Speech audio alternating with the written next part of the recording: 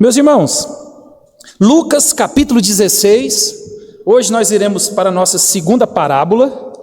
Semana passada nós vimos a parábola do filho pródigo, hoje nós iremos ver a parábola que também é extremamente conhecida,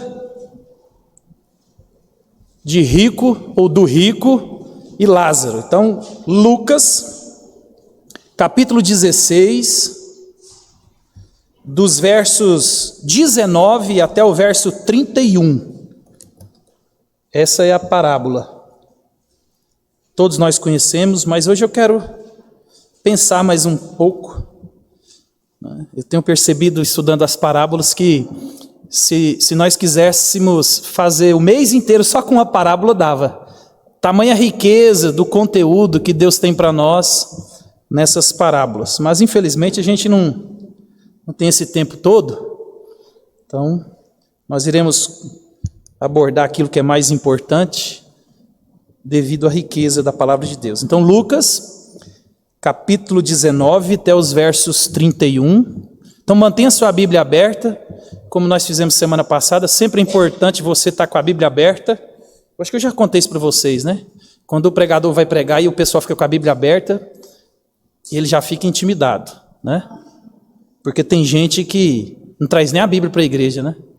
Aí, quando o pregador vê que ninguém tem Bíblia, ele fica tranquilo. Ele sabe que o público é um público desinformado. Então, ele pode falar abobrinha que todo mundo engole e acha bonito.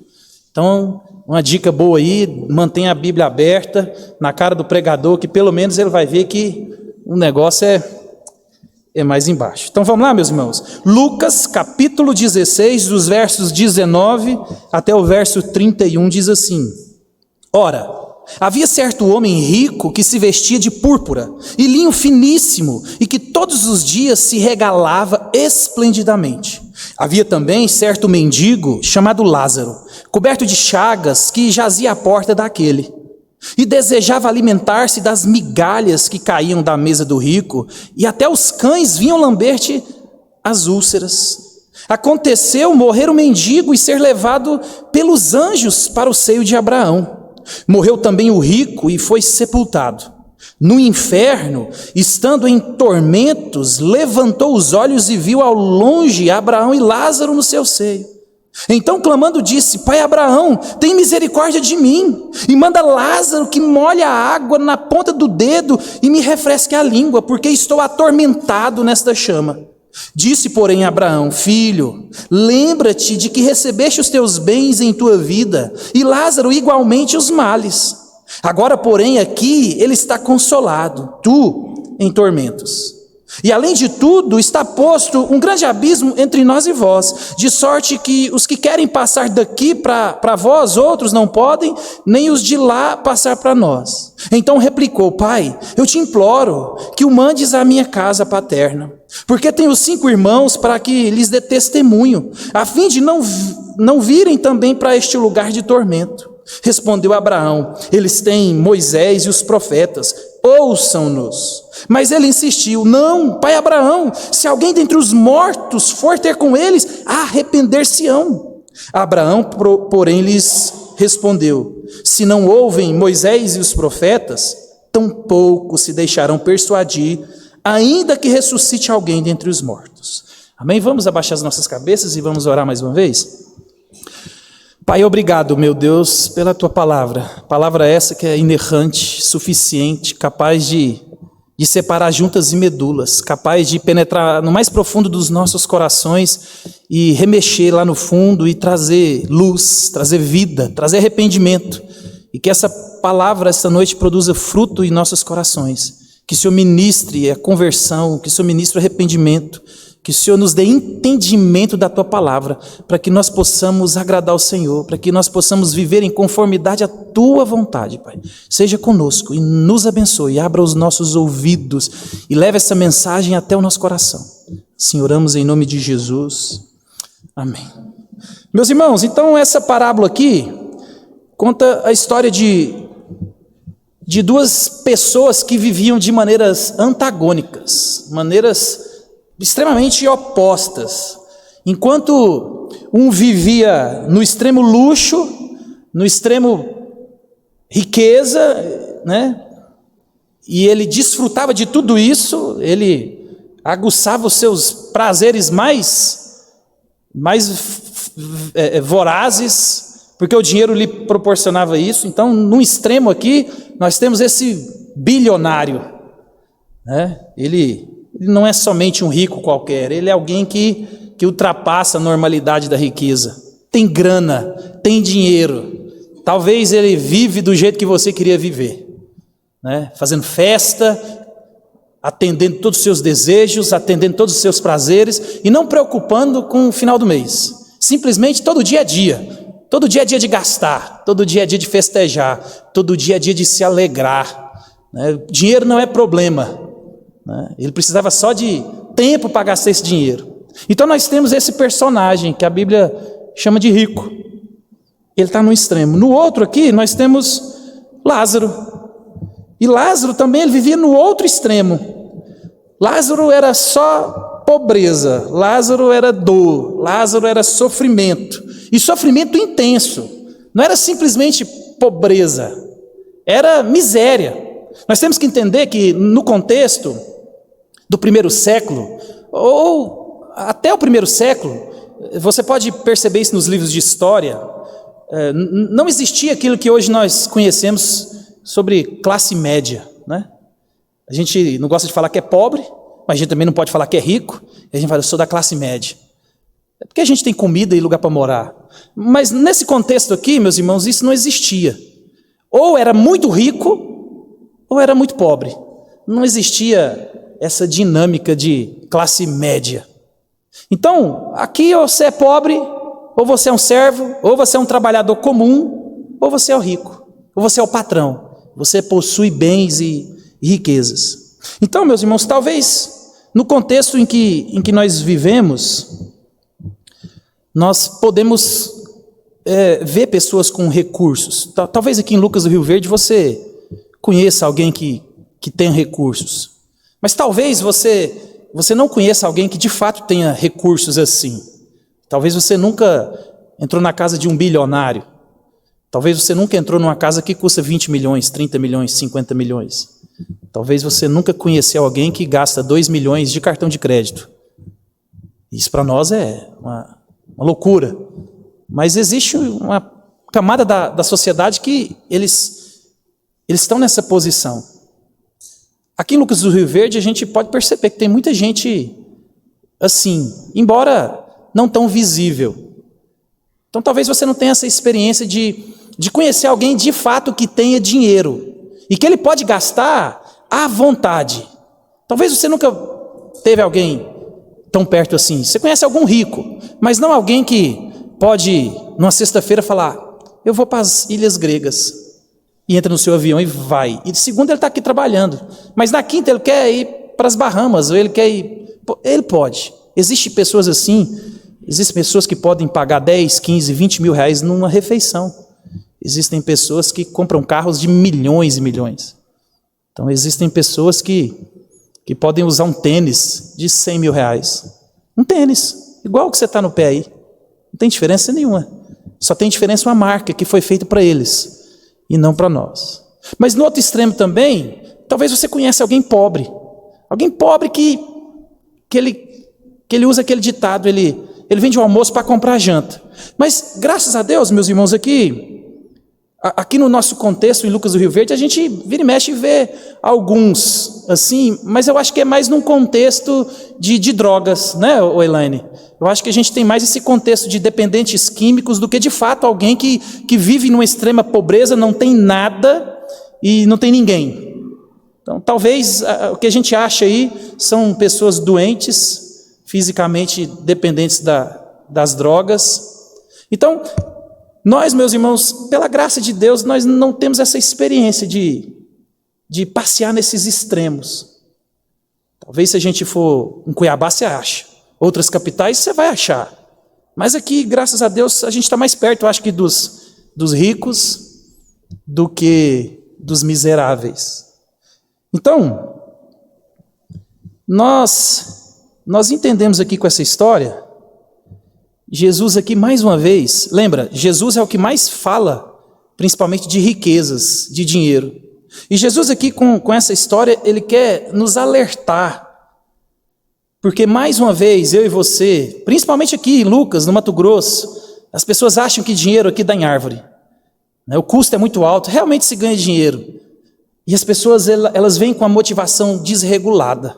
As pessoas acham que aqui vai dar tudo certo. Aqui eu vou conseguir o que eu quero. E é muito fácil nós cairmos nessa roda e nos perdemos. E Jesus, mais uma vez aqui, ele quer nos alertar dos perigos do dinheiro.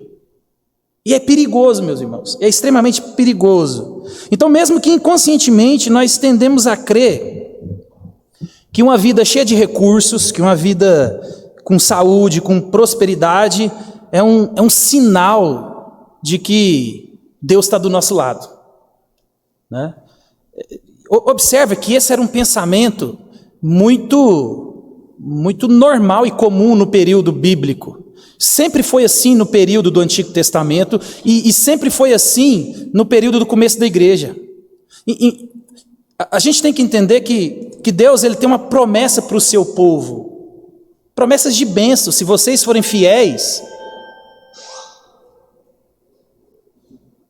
É isso aí, Brunão. Só pode dar uma acordada na gente, né?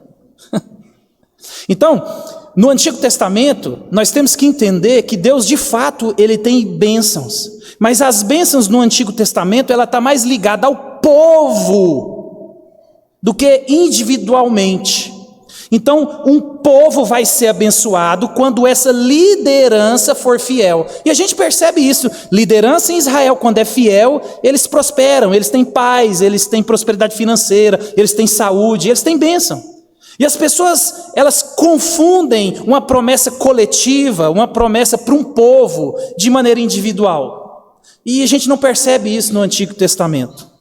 Então era muito comum no Antigo Testamento, no primeiro século, nesse contexto aqui, e até hoje a gente vê isso, pessoas que associam vida boa, dinheiro, prosperidade, saúde, sem problemas, é um sinal de que Deus está comigo.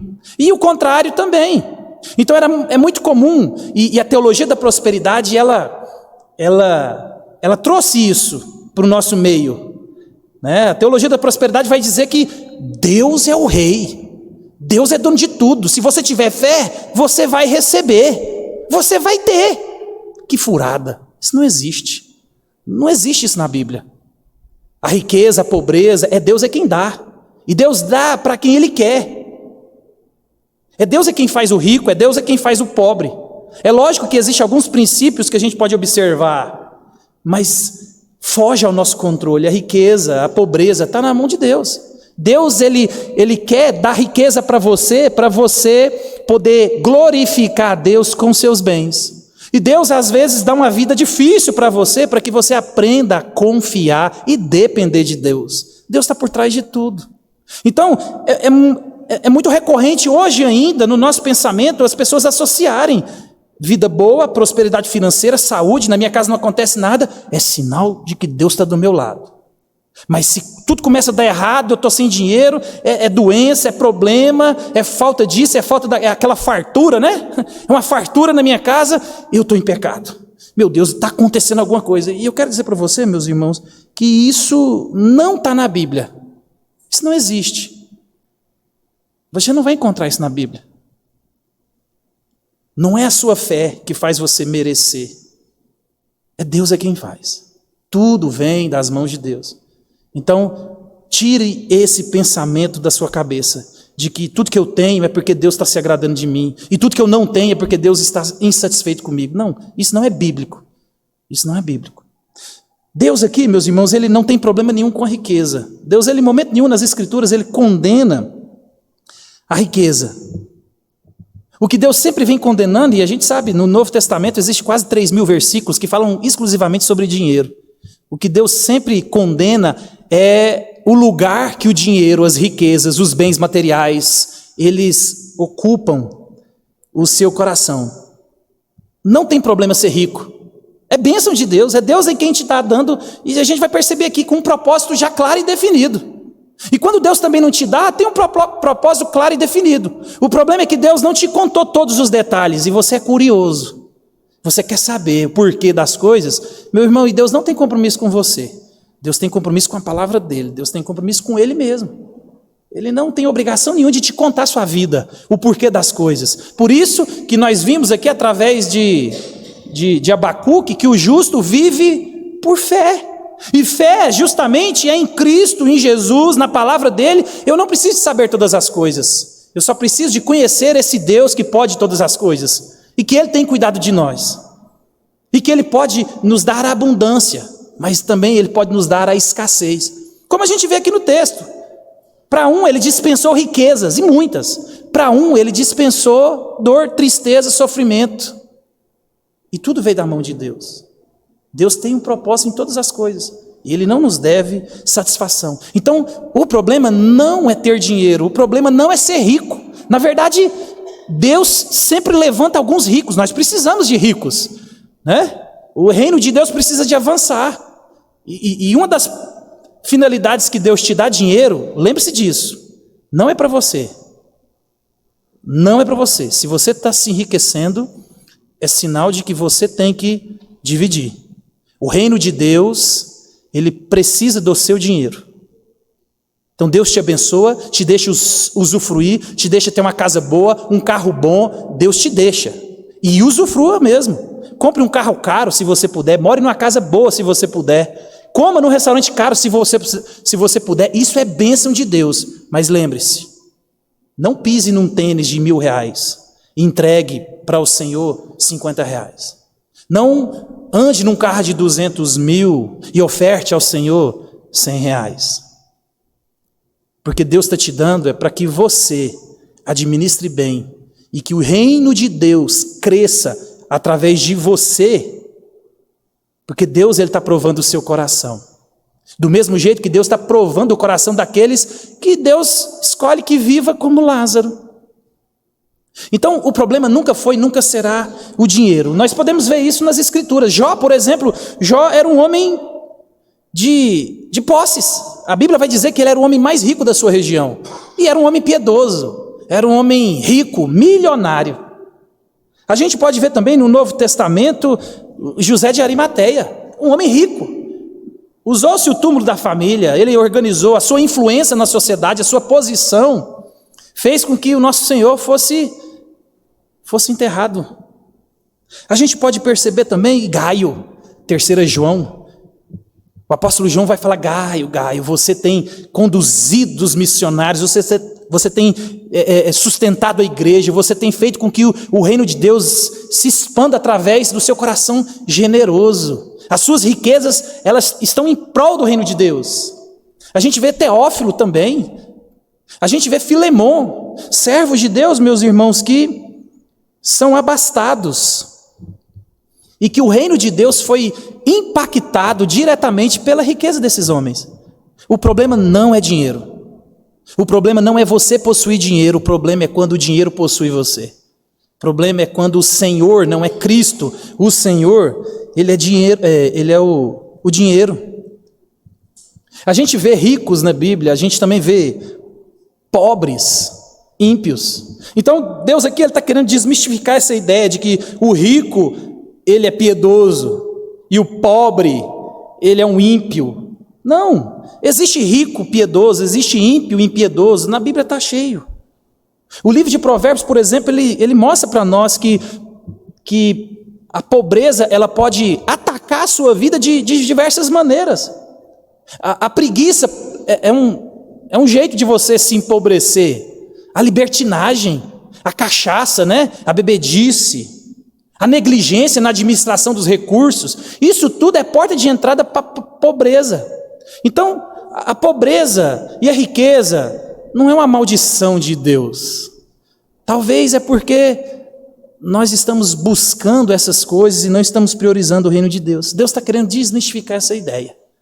Deus ele não está zangado com você porque você é pobre. E Deus não está satisfeito com você porque está dando tudo certo na sua vida. Deus tem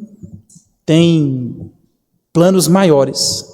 Então, não há nas Escrituras, você não vai encontrar nenhuma conexão entre pobreza e piedade. Eu sou de um tempo que a gente ouvia falar que quanto mais pobre o crente fosse, mais homem de Deus. Eu conheço a história de um cara, e o pai dele era pastor. E pasmem, isso é real. O pai dele ganhou na loteria. E ele era um pastor pobre, passava fome mesmo, uma dificuldade, 6 filhos. E eu ouvi isso da boca do filho dele. E era daquela época, década de 80, onde quanto mais pobre, mais miserável, mais sofrido, mais homem de Deus. E ele ganhou, meus irmãos, na loteria. E ele entrou em conflito. E aí ele chegou em casa um dia e falou: mulher, ora por mim que eu estou em pecado. O que foi? Ela já achou que ele caiu do adultério, aquele negócio todo. E eu joguei na cena. Eu achei que era uma coisa... Não, tem um pecado maior ainda. O que foi? Eu ganhei. E ele foi e rasgou o bilhete. O filho dele contou, ele não pegou o prêmio, porque na cabeça dele, aquela pobreza vinha de Deus e ela estava associada diretamente à piedade. E a gente não vê isso nas Escrituras. Ele perdeu a chance de ser abençoado por Deus. Tirar a família daquela... Mas olha para você ver, quando eu digo para vocês, teologia ruim, vida ruim. As pessoas, elas são apanhadas pela ignorância bíblica. E às vezes você tem mais cuidado de escolher um mecânico, mais cuidado de escolher uma cabeleireira, do que escolher um pastor, do que escolher uma igreja. E aí você vai engolindo todo o vômito que sai desses púlpitos que não são saudáveis. E você vai comprando essas ideias e você sofre. E a culpa é sua. A Bíblia está aqui, você deve ter uma na sua casa, você baixa um aplicativo, eu tenho umas 20. Então, você não lê, é porque você talvez não tenha esse interesse todo. Essa parábola, por exemplo, aqui, ela é claríssima. Essa parábola ela é autoexplicativa, a gente não precisa de aprofundar tanto, ela não tem tanto mistério assim. Então a gente percebe aqui, meus irmãos, que não tem essa conexão. E Deus aqui, ele fala muito sobre o dinheiro. Então observa, nem todo rico, nem todo que está dando certo, é porque Deus está se agradando.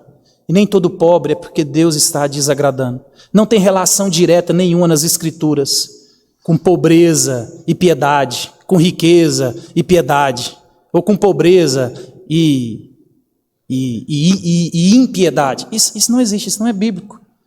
Não há conexão. Nem todo pobre é pobre de espírito.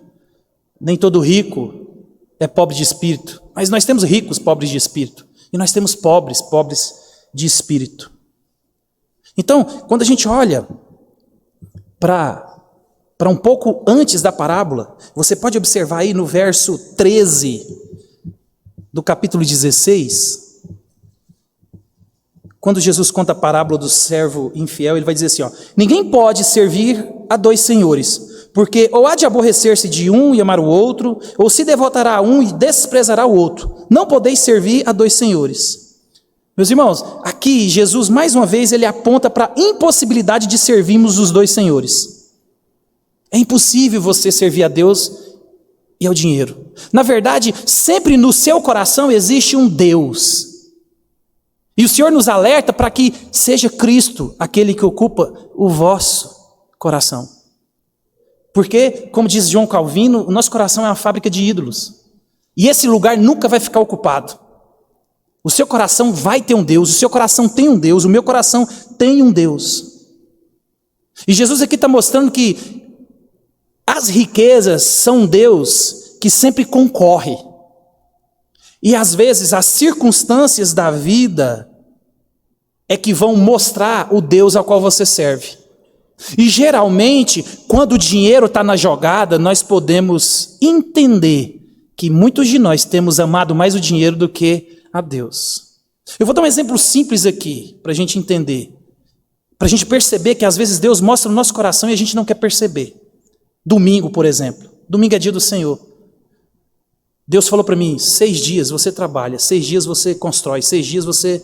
Mas no 7º você guarda ele para mim, para servir, para me adorar. Mas aí você tem um negócio no domingo que você vai ganhar muito dinheiro. E Deus, de maneira proposital, Ele faz com que você trabalhe no domingo para testar o seu coração. Porque ainda hoje, meus irmãos, Deus Ele está querendo mostrar para você, para mim, que quem sustenta é Ele, quem dá o trabalho é Ele, quem dá a força é Ele, quem dá a inteligência é Ele. E aí no momento quando você é conflitado a escolher, eu vou ganhar dinheiro ou eu vou para a igreja? E geralmente a gente sabe quem escolhe o quê. Isso é um dos momentos que Deus coloca na nossa vida para mostrar para nós que nós amamos mais o dinheiro do que o Senhor. Que nós não confiamos que Deus tem sustentado. Porque você precisa de ir lá no domingo, porque eu não posso perder esse dinheiro. Mas isso é um sinal claro na minha vida e na sua, é que você ama mesmo o dinheiro, e não a Deus. A ponto de, Senhor, o Senhor é que é o meu sustento. O Senhor que é a fonte dos meus recursos. Então, hoje é dia do Senhor, eu vou me alegrar, eu vou adorar, eu vou servir. Segunda eu começo de novo. Deus sempre fez isso. Deus sempre marcou isso na história do seu povo. E com a finalidade de mostrar o coração para eles. Vocês não confiam em mim. Aí vocês fazem por vocês mesmos. Então, meus irmãos, Deus aqui está querendo mostrar, é impossível você concorrer. O seu coração só cabe um Deus. E o dinheiro é um concorrente direto. E talvez você tenha o dinheiro, mamon, como um Deus da sua vida. E Deus está falando, ei, não dá. Ou é eu, ou é ele. O ídolo do seu coração, meus irmãos, ele sempre vai ficar em evidência quando você é colocado na parede. Quando você é colocado na parede, o seu coração, ele vai mostrar os seus amores. E o dinheiro, ele tem essa facilidade de tornar o nosso mestre. O dinheiro, ele pode facilmente desacreditar a Deus. As pessoas que têm posse, elas têm uma dificuldade maior de depender de Deus, porque ele pode comprar tudo. Não tem tempo ruim para ele. Ele pode não comprar saúde, mas ele compra os melhores médicos. Ele compra a melhor casa, ele compra a melhor comida, ele compra tudo que o dinheiro pode comprar. Então é muito fácil pessoas que têm dinheiro se perderem. Então o problema, muitos vão para o inferno não porque são ricos, é porque amam o dinheiro. A vida deles é o dinheiro, o Deus dele é o dinheiro. E Deus aqui está mostrando que Deus é um Deus de exclusividade. Ou você me serve de maneira completa, com a vida inteira, ou você não me serve. Então observa, Deus aqui ele já vai apontando no texto de Lucas, na circunvizinhança dessa parábola, que é impossível. E ele fala, desde Lucas 12, ele vem falando sobre dinheiro. Lembra do rico? Do rico insensato, depois ele vem... A gente vai caminhando aqui. Então observa, por exemplo, aí, no verso 11, está escrito assim, ó, por isso, se vocês não têm sido fiéis no uso de mamon, de maneira injusta aqui, quem lhes confiará a verdadeira riqueza? E se vocês não têm sido fiéis no que respeita à propriedade do outro, quem lhes dará o que lhes pertence? Aqui é a parábola do servo infiel. O patrão ele vai despedir, ele vai mandar ele embora, falar, acerta a conta comigo. E Deus aqui está falando assim, torna-se fiel. Porque se Deus é quem te dá tudo, ao dar o dinheiro a você, se você não pensa no dinheiro em termos de administração e sim como posse, como que ele vai te dar as verdadeiras riquezas? É o que estava acontecendo com esse fiel aqui. Esse fiel não, né? Esse empregado. Deus ele é dono de tudo, meus irmãos, e ele dá os recursos para você, para que você pense como um mordomo, um administrador fiel, e não como um dono da coisa. E o texto está falando assim, se Deus que é o dono de tudo, ele te dá o recurso para você administrar, não para possuir. Se ele que dá tudo, como que ele vai te confiar a verdadeira riqueza? Ou como ele vai te confiar a riqueza? Como? Como que Deus vai te dar dinheiro se você só pensa em você? Não cabe mais ninguém na sua vida. Você quer dinheiro para realizar os seus sonhos, os seus desejos, comprar as suas coisas. O seu projeto de vida só cabe você. Todo o dinheiro que entra na minha vida e na sua é só para gastar conosco. E aí a gente dá migalhas para o reino de Deus. É por isso que tem muita gente que não tem dinheiro. Deus é dono de tudo. Deus não tem problema com dinheiro. Se ele abrir a torneira aqui, o recurso chega na sua casa do jeito que ele quer. O problema é que nós somos maus. Paulo vai dizer assim, ó, no contraste, aquele que rouba, não roube mais. Antes, trabalhe para ajudar o necessitado. Porque o contrário de roubo é generosidade. Trabalhe para que o seu dinheiro que você ganha seja útil para os outros. Deus, meus irmãos, é dono de tudo. Como que Deus vai te conferir as verdadeiras riquezas?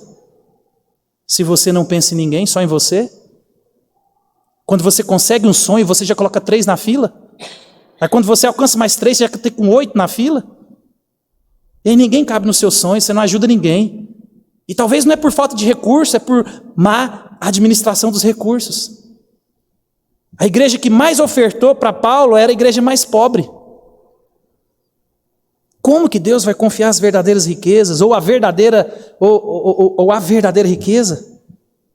Meus irmãos, a maneira como nós administramos os nossos recursos mostra a saúde do nosso coração, mostra o estado do nosso coração. Lembra? Se você pegar a linha do tempo e vir puxando, eu descubro onde é que está o seu coração. Como é que você gasta seu tempo? Eu acho o seu coração. Se eu pegar a linha do seu dinheiro e for puxando, eu acho o seu coração. Por isso que muitos vão estar enganados naquele grande dia. Senhor, eu fiz isso. Senhor, eu sou crente. Senhor, eu sou dizimista. Senhor, eu não te conheço não. Você viveu só para você. Você me dava das migalhas. Você queria era bênção. Por isso que você dava. Você não dava por gratidão, por amor, por culto, por adoração. Você dava porque você queria um esquema comigo. Muitas pessoas fazem isso. A teologia da prosperidade fez isso. Quantas vezes você já sentou no banco de uma igreja e o desgraçado de um pastor mau caráter falou para você: dá aquela oferta generosa, dá o 14º, faz um cheque que vai chegar. Meus irmãos, isso é do diabo. Quem me mandou ao vídeo foi o Carlinho essa semana. Um pastor na igreja falando assim: dinheiro, venha! E as pessoas saíam correndo e enchiam o dinheiro dele o bolso dele de dinheiro. Aí o Carlinho mandou para mim. Eu fiquei encabulado com aquilo. Pastor, dinheiro, venha! E ele ensinando para a igreja que é só você pensar positivo e chamar dinheiro, o dinheiro te obedece. E eu falei: gente, mas eu estou fazendo errado então? Vou parar de pregar a Bíblia e vou falar: dinheiro, venha! E eu não conheço ninguém aqui que chama dinheiro. Talvez esse dinheiro venha, o resto. Então, meus irmãos, a maneira como nós gastamos o dinheiro mostra a saúde do nosso coração. No verso 14, você pode observar aí, está assim, ó: os fariseus que eram avarentos ouviam tudo isso e ridicularizavam. E aqui, meus irmãos, a gente vê a autojustificação. Jesus, quando ele fala, vocês são avarentos, aí eles se justificam. Não, o que é isso? E é interessante, meus irmãos, estudando aconselhamento bíblico, isso mexeu comigo, com o meu coração, né? Eu estudando, vocês sabem que eu sou um curioso sobre finanças na Bíblia, né? E eu mexendo e estudando um pouco sobre isso, todo problema que nós passamos por dinheiro, é só a gente olhar para os pecados. Sempre que nós estivermos enrolados financeiramente, o nosso pecado é egoísmo, cobiça, inveja, falta de contentamento. Sempre tem. Sempre. Esses são os pecados que nós devemos nos arrepender. Sempre. Era o problema dos fariseus. E quando Jesus mexeu na ferida, eles se auto-justificam. Aí quando a gente vai lá para Lucas 18, tem o fariseu e tem o publicano. E o fariseu: ó Senhor, eu que sou rico, abastado, e o Senhor está do meu lado. Eu que sou bom, e eu oro de maneira brilhante. E aí tem o publicano: Senhor, tenha misericórdia de mim, eu não sou nada. E quem volta justificado é porque Jesus está querendo mostrar o seguinte: a justificação, a salvação é por Cristo. Está querendo falar assim: ei, você não está justificado porque você é rico. Você é rico não quer dizer que Deus está do seu lado. A justificação vem pela fé. A justificação vem quando você crê na obra de Cristo na cruz do Calvário. Você não se auto-justifica. O seu dinheiro não quer dizer nada. Seu dinheiro não quer dizer nada. Então Deus, meus irmãos, Ele vai mostrando para nós que as riquezas podem governar o nosso coração. As pessoas querem dinheiro e olha para o seu coração. Pergunta na hora que você for deitar hoje, fala assim: Senhor, eu gosto de dinheiro. Eu preciso de dinheiro. Mas por que eu vou levantar amanhã e vou trabalhar? Porque talvez as pessoas querem dinheiro por causa do poder. O dinheiro, ele aponta para alguma coisa. As pessoas querem dinheiro por causa de status. As pessoas querem dinheiro para ser independentes, não é assim? Nós temos os nossos filhos aqui, eles querem sair de casa. Eu vou sair dessa casa aqui. Eu não aguento mais. dia que eu tiver dinheiro, a frase é a mesma, o dia que eu tiver dinheiro eu sumo daqui.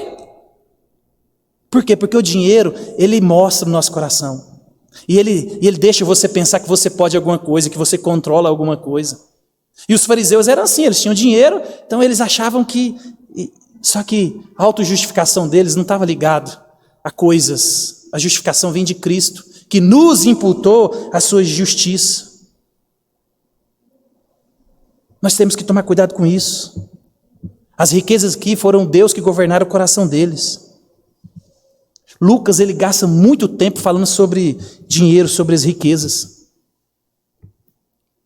Ele fala dessa relação das pessoas com dinheiro. Observa, na parábola do filho pródigo, nós observando, nós vemos alguém que desperdiçou os bens e o dinheiro do pai.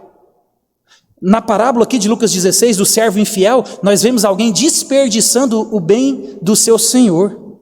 E aqui nessa parábola, nós vemos aqui alguém desperdiçando os seus próprios recursos. E Jesus aqui, mais uma vez, meus irmãos, ele aponta com vários contrastes a vida de dois homens e o fim que levou esses dois homens. E o dinheiro aqui é algo marcante para mostrar o porquê que o final de um foi aquele. Então, nessa parábola aqui vai ficar evidente que a vida é mais do que simplesmente viver e que a morte é mais do que simplesmente morrer. As pessoas acham que vida só tem uma, vamos viver. E as pessoas acham que essa vida aqui não serve para nada. Muito pelo contrário. Tudo que você tem é essa vida para determinar aonde você vai passar a outra metade eterna da sua vida. Então, meus irmãos, a vida não é simplesmente viver e a morte não é simplesmente morrer.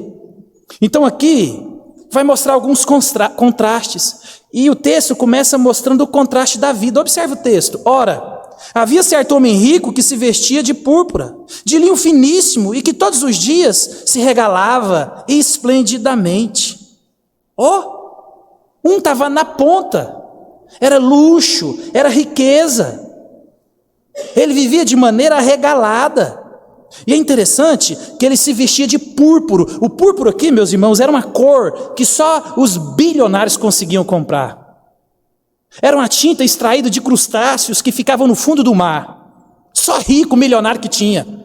Então, meus irmãos, ele vivia de maneira luxuosa. Então a púrpura aqui, Jesus está contando a história para marcar que ele era muito rico. E o linho finíssimo aqui era a roupa de baixo. Ou seja, a cueca dele era chique. Ele não só tinha roupa chique, até a cueca dele era chique. Cueca da Louis Vuitton. A gente conhece gente rica pela marca de algumas roupas, né? Então já pensou? Aqui o texto está querendo marcar o contraste. Ele era muito rico. E ele vivia como? Ele esbanjava esse dinheiro. Era muito. Não tinha esse negócio não. E aqui ele vai apontar o egoísmo dele. Ele só pensava nele. Ele vivia regaladamente. Meu dinheiro é meu. Tem alguns autores que, por essa parábola citar nomes, você vai perceber que nenhuma parábola Jesus cita nomes. Mas essa parábola cita dois nomes, que é Abraão e Lázaro. Alguns vão dizer que essa história ela é verídica. Porque não há uma tendência de citar nomes nas parábolas. Mas isso é só especulação, a gente não pode afirmar nada. O fato é que alguns comentaristas, pensando assim, eles acham que esse rico aqui é o rico de Lucas 12. Aquele rico que bebe, regala-te, porque agora você tem dinheiro pra caramba, pode viver regaladamente. Mas isso é só uma especulação, a gente não sabe disso. Mas o fato é que esse aqui, como aquele de Lucas 12, é extremamente egoísta. Ele só pensa nele. Meu dinheiro é meu. Você quer? Trabalha. Você quer? Trabalha. Esse aqui é para mim. Mas na outra ponta ele vai dizer assim no verso 20. Havia também certo mendigo chamado Lázaro, coberto de chagas, que jazia à porta daquele. E desejava alimentar-se das migalhas que caíam na mesa do rico. E até os cães vinham lamber-lhes. Enquanto um tinha tudo, e muito, e do melhor, o outro não tinha nada. Era fartura, farta saúde, falta dinheiro, falta moradia, falta tudo na vida dele. Até o básico, ele não tinha nada. E é interessante, naquele contexto era mais ou menos assim, não existia classe média. Quem não era riquíssimo estava trabalhando. Então observa, ele provavelmente talvez nem andava, era um aleijado. O texto não dá tantas informações, mas ele estava na porta do rico. Por quê? Eles eram judeus, há uma lei de Deus, os ricos cuidam dos pobres. Mas não tem aquele meio termo, nós precisamos trabalhar. Então, provavelmente eles pegavam ele, colocavam na porta do rico. Cumpra o seu papel, cuide dos pobres, que nós vamos trabalhar, porque a gente tem que cuidar do nosso. Então, é tão interessante que ele sofria. Ele fazia festa todo dia, o rico, e ele estava lá, eu queria comer só as migalhas que caíam da mesa. Só as migalhas. E é interessante que o texto marca aqui para nós que até os cachorros vinham lamber-lhe as feridas. Só que quando eu falo cachorro aqui, você pensa naquele doguinho bonito que você tem na sua casa, ou caramelo. Não, meu irmão, nesse contexto aqui, no primeiro século, cachorro era bicho selvagem. Cachorro não era bicho doméstico. Cachorro era visto como um animal asqueroso. Ele não podia ficar. Ele só comia os restos mortais. Cachorro não era um bicho bonitinho igual a gente tem hoje. Só que o texto vai falar para nós aqui que a vida dele era tão desgraçada, era tão ruim a vida dele, mas os cachorros, que eram bichos que ninguém queria, esses vinham com ternura, pelo menos vamos lamber essas feridas aqui, trazer um pouco de alívio, úlceras, alguém que sofria. Então imagina, o primeiro contraste é a situação deles, um é rico demais, o outro é pobre demais. Agora a gente vai para o verso 22, aconteceu morrer o mendigo e ser levado pelos anjos ao seio de Abraão. Morreu também o rico e foi sepultado. Aqui a gente vê, meus irmãos, outro contraste. Um contraste na vida, era rico, o outro era muito pobre. Agora um contraste na morte. Um morreu e foi levado pelos anjos ao seio de Abraão. O outro morreu e foi sepultado. Provavelmente, Lázaro, talvez nem foi enterrado, foi jogado para os cães comerem. Só que quando a Bíblia fala que o outro foi sepultado, ele foi cheio de pompa.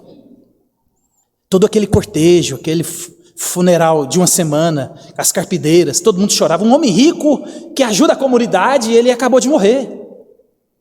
Então o texto vai dizer, enquanto um foi levado pelos anjos ao seio de Abraão, e aqui, do lado de cá da eternidade, talvez os cachorros comeram ele, ninguém enterrou. Quem era Lázaro?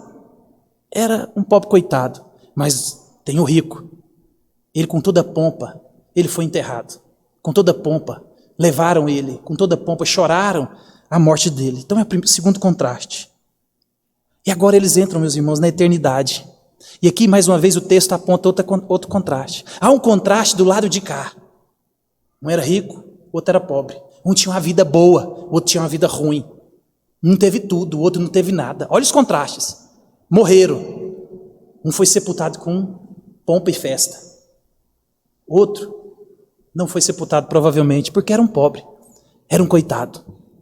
E aí dos versos 23 para frente ele vai dizer assim, no inferno, estando em tormentos, levantou os olhos e viu de longe Abraão e Lázaro no seu seio. Então, clamando, disse, Pai Abraão, tem misericórdia de mim e manda Lázaro que molhe em água a ponta do dedo e me refresque a língua, porque estou atormentado nesta chama.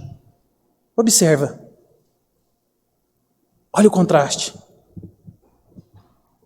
Ele foi para o inferno. A vida, meus irmãos, é que importa. É nessa vida aqui que você tem a oportunidade de passar uma eternidade com Cristo, sendo levado para o seio de Abraão e não para o inferno. Mas esse aqui, ele foi para o inferno. E a gente observa, tem gente que acha que no inferno, e lembra, a palavra aqui, que é usado aqui é Sheol, é lugar dos mortos. O inferno ainda, ele não foi inaugurado. O inferno mesmo de Apocalipse. Ele será inaugurado quando Cristo voltar. E ele será inaugurado. Mas aqui é uma antessala do inferno, é um esquentes do inferno. E ele aqui, ele está em total tormenta. E as pessoas acham que as almas que estão no inferno hoje estão desesperadas, clamando: Senhor, tenha misericórdia de mim, Senhor. Senhor, não. Olha a arrogância dele aqui. Ei, Abraão, Lázaro, manda ele vir aqui. Ele é meu servo. Ele é um coitado. Ele fica lá embaixo. Né? Lá embaixo, na outra vida, ele ficava na minha porta, era um mendigo. Manda ele vir me servir aqui também. Olha a arrogância. Meu irmão, sem Cristo, sem um novo coração, sem o Espírito de Deus, você continua sendo a pior pessoa. O inferno não vai te transformar. Ele vai continuar mostrando quem você é. Por isso que a vida aqui é o que importa. E ele está lá desesperado. Estou em tormento. Mas aí a gente vê no verso aqui que Lázaro também morreu e foi para o seio de Abraão. E é interessante que Lázaro significa Deus é o meu auxílio. É proposital talvez esse nome que Deus dá para o autor. Deus aqui está marcando, meus irmãos, é que em vida, tudo que Lázaro tinha era Deus. O outro tinha tudo, mas não tinha Deus. Lázaro não tinha nada senão Deus. E Hebreus vai dizer que somente uma vez nós morremos. E depois que eu e você morremos, nós vamos encontrar com Deus. E Jesus aqui fala do inferno, ele é quem mais falou do inferno. O inferno é uma realidade. No verso 23 aqui ele mostrou, eu estou aqui em tormenta. Meus irmãos, o inferno é um lugar de tormento. Não há consolo no inferno. Eu não posso fazer nada por você. Não há consolo no inferno. Aquele que nessa vida olhou para Jesus, confiou em Jesus, hoje ele descansa.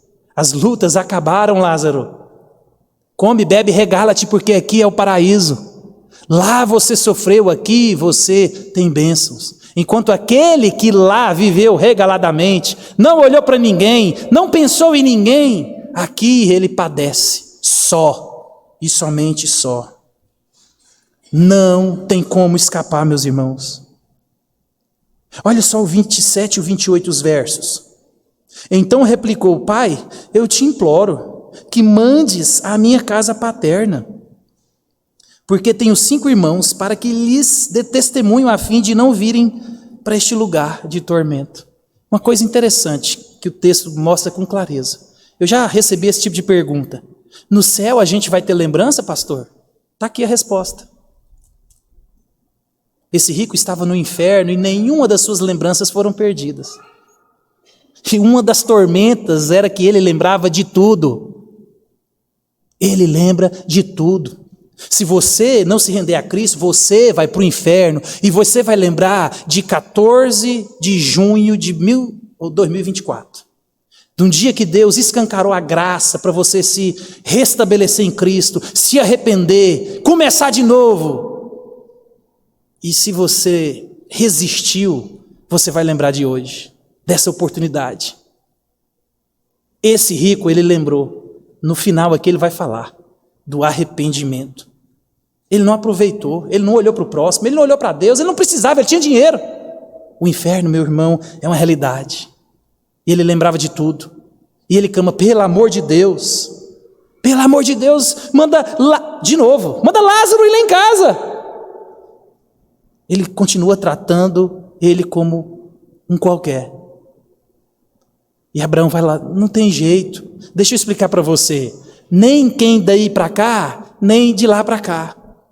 Então observa, o texto aqui não está querendo dizer que havia uma possibilidade, não, o texto só está querendo mostrar para ele, porque como ele pediu: vem aqui, olha, não, você não está entendendo, a chance acabou, não tem mais jeito, acabou, era lá atrás, agora não tem jeito de ir daqui para lá, de lá para cá, não tem como zerar, não tem como de restartar, não tem como não tem, acabou a chance.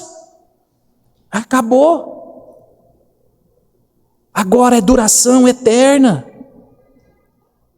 Eternamente você será atormentado também com as suas lembranças. Não tem nada o que fazer. Eternamente.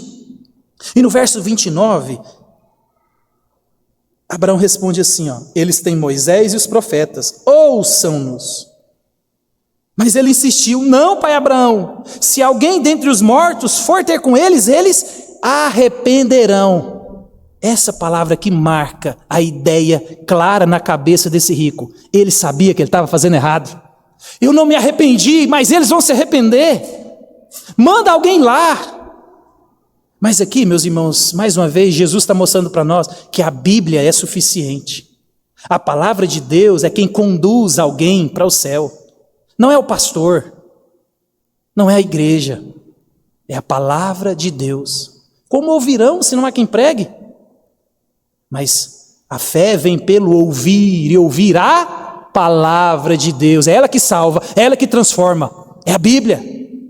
Por isso que aqui no púlpito nós devemos pregar o verdadeiro evangelho e constantemente dizer, ei, Jesus morreu para perdoar os seus pecados, olhe para Ele, creia nele, descanse nele, se arrependa, porque o inferno é uma realidade.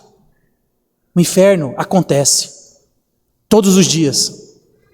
Mas para aqueles que olharam para as Escrituras, olharam para a palavra, creram em Cristo Jesus e depositaram a sua fé neles. O inferno, meus irmãos, é uma realidade. Eles têm a Bíblia e os profetas. Aí nos versos 30 e 31, ele vai dizer, não, mas eles vão se arrepender. E aí Abraão encerra assim, ó.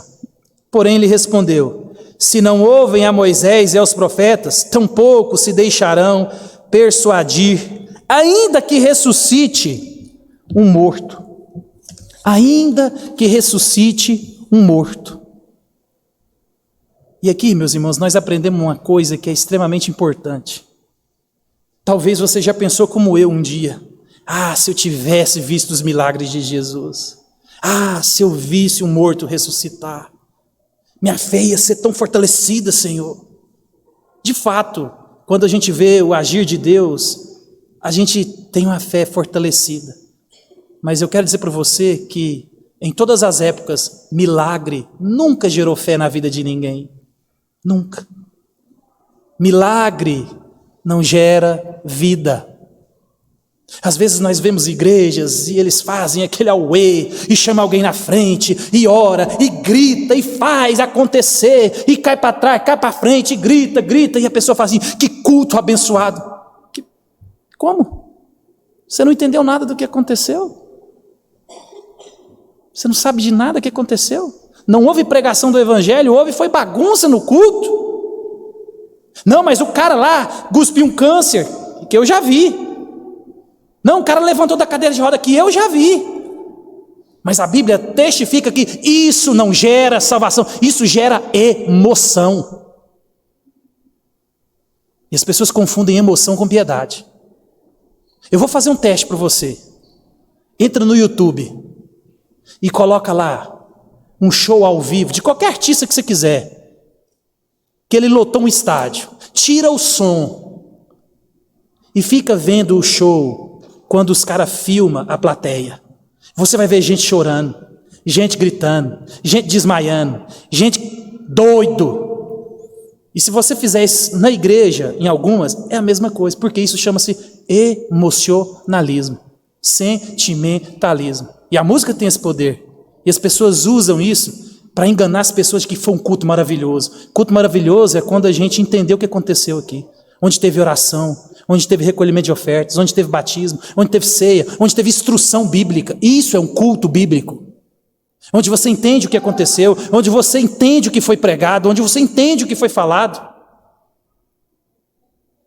Às vezes as pessoas, mas eu queria ver, Senhor, mostra para mim, meu irmão. Se você der um passo atrás, lá no livro de João, num dia eles estavam desesperados. Jesus multiplicou, ele alimentou 5.000 pessoas com 5 pãezinhos. No outro dia, as pessoas começaram a descreditar Jesus. Ei, vai, mostra se você é Deus. Espera aí, ontem ele multiplicou 5 pães e alimentou 5.000. Hoje eles estão perguntando se ele é Deus. Meu irmão, leia a Bíblia.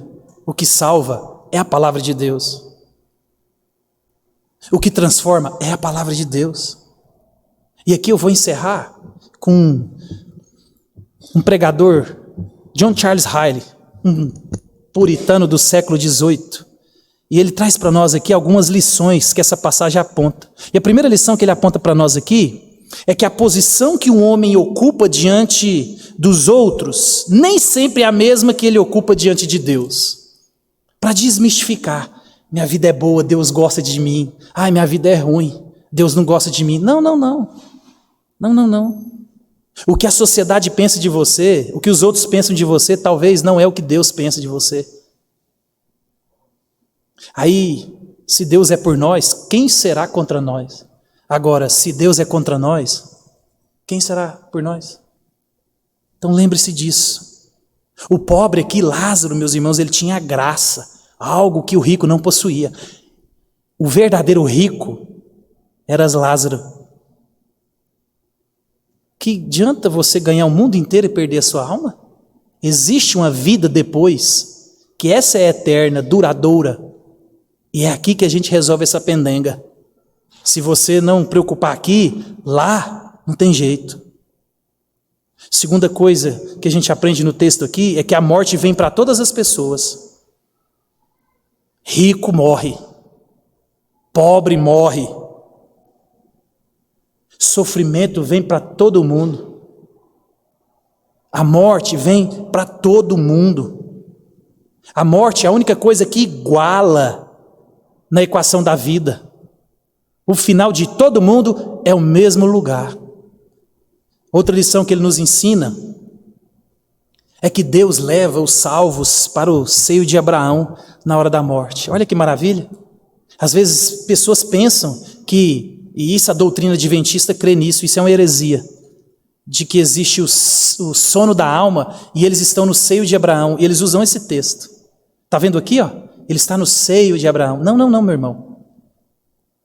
Não existe isso. Lázaro está lá hoje, se ele for um personagem real. O ladrão da cruz foi ouvido, hoje mesmo estarás comigo no paraíso. Não existe sono da alma. Hebreus vai dizer, cabe a nós morrermos. Depois que você morreu, você vai encontrar com o Criador. Acabou. Você fecha o olho aqui e abre o olho na eternidade. E se você creu em Cristo, depositou sua fé em Cristo, se você ama a Cristo, vive por Cristo, se você se nega por Cristo, não tema a morte. A morte, ela só é o ônibus que vai te levar ao céu. Não tenha medo da morte. Se você tem medo da morte, talvez investigue o seu cristianismo. Você não é um salvo, não é um convertido. Crente que possui o Espírito de Deus não tem medo da morte. Fala igual Paulo. Como eu queria estar com Cristo, morrer é muito melhor do que estar aqui, mas aqui também é bom porque tem meus irmãos, e aqui eu estou contribuindo para o reino, mas que seja feita a vontade do Senhor. Tanto lá quanto aqui, eu sou do Senhor. Eu amo o Senhor. Se não é agora, vai ser depois. Eu vou ver o Senhor. Então, meus irmãos, aqueles que creem em Cristo, eles vão passar a eternidade com Ele. Outra verdade que nós aprendemos aqui é que as pessoas não convertidas, elas vão descobrir tarde demais o valor das suas almas. Por isso que o texto fala que manda lá para que eles se arrependam. Não. Hoje é o lugar de arrepender. Hoje a porta da graça está escancarada para você. Se arrependa hoje, se acerte hoje, confie hoje, creia hoje. Porque amanhã talvez será tarde demais. É hoje. Depois que você abrir os olhos na eternidade, você vai lembrar amargamente, dolorosamente, ou você vai se alegrar constantemente. É hoje. Se arrependa hoje, porque amanhã pode ser tarde demais. E o último aqui que eu já falei, mas eu vou reforçar. Os milagres não ajudam as pessoas que desobedecem a palavra de Deus. Meu irmão, tem gente que gosta de ver milagre. Tem gente que gosta de ver poder. Tem gente que gosta de sentir um negócio no culto. Culto bom é quando você sentiu alguma coisa. Nem sempre é assim. Não busque ver milagre, porque milagre eu já vi alguns. É gostoso, aumenta a nossa fé. Mas os maiores milagres que eu vi, não foi nenhum defunto levantar. Não foi brotar um olho onde não tinha nada. O maior milagre é a conversão. É um pecador falar assim, eu creio em Cristo, eu me arrependo. O maior milagre que a gente pode ver é alguém que entendeu o Evangelho. Esse é o maior milagre. Porque se você vê um aleijado levantar, amanhã ele vai morrer. Se você vê um cego enxergar, amanhã ele vai morrer. Esse milagre é temporário. Agora, se você aqui creu em Cristo Jesus, reconheceu Ele como seu único e suficiente Salvador, meu irmão, quero dizer para você que eu e você estaremos eternamente com Cristo.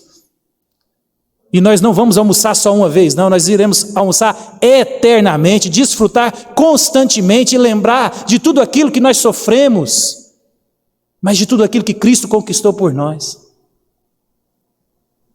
Não busque milagre, não busque esse poder. Não, isso não serve para nada.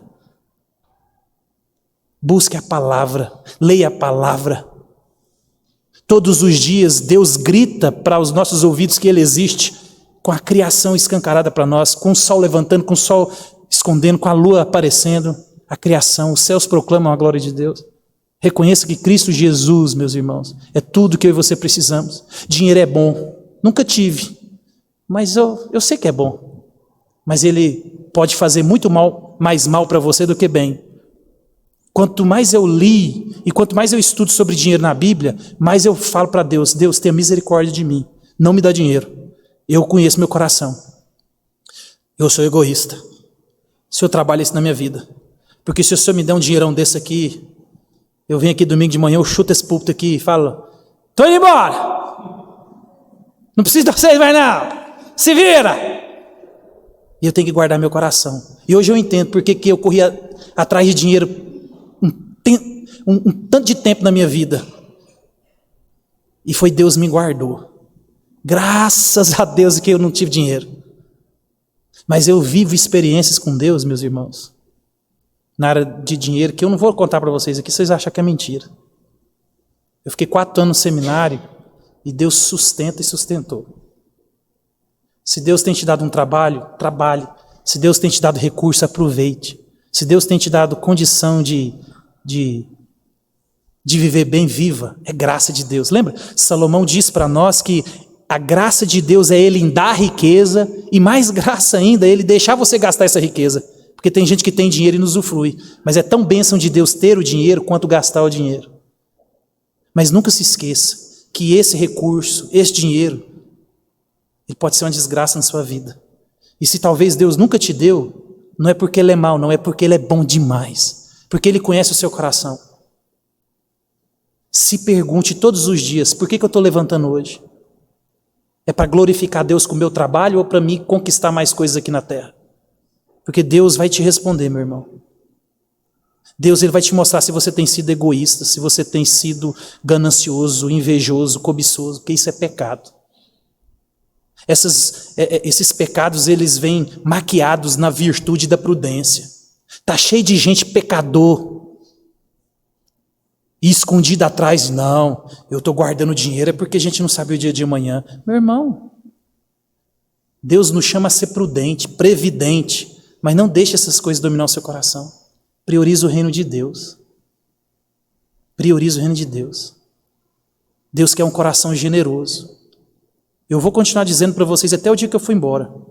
Se você quer prosperar, invista no reino de Deus. Porque Deus, que é o dono do dinheiro, Ele só dá dinheiro para quem é generoso. Deus não dá dinheiro para gente que não é generoso. Então creia em Jesus, que Ele ocupe a primazia do seu coração. Não deixe o dinheiro, não deixe as coisas, não deixe o poder. Pense nos outros. Viva para os outros.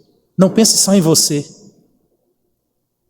O que Deus tem te dado é em prol do outro. Amar a Deus sobre todas as coisas e o próximo. Você não. Você já se ama demais. Não desperdice a oportunidade que Deus te dá hoje. Se reconcilie com Deus, se acerte com Deus. Porque as portas um dia podem fechar. E você vai acordar numa eternidade, num lugar talvez não tão agradável. Amém?